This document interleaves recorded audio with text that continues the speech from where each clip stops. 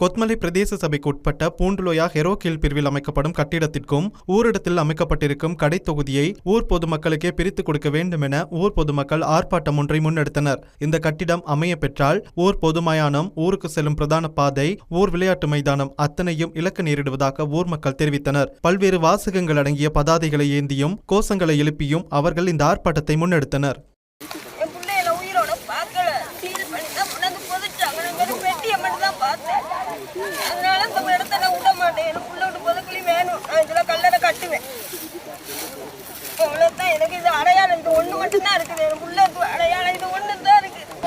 முக்கியமா எங்களுக்கு பாதை வேணும். சரியா, ஒரு அவசரத்துக்கு நோயாளி இருக்காங்க, அவங்கள ஆம்புலன்ஸ்ல கொண்டுகிட்டு போகணும்னா ஒழுங்கான பாதை இருக்கணும், கிரவுண்டு வேணும், மயானம் வேணும். இன்னொன்று என்னன்னு கேட்டா, இந்த கடை கட்டினது யாருக்குமே என்ன நடந்துச்சுன்னே தெரியாது. இது வரைக்கும் எங்களுக்கு விளக்கம் இல்லை.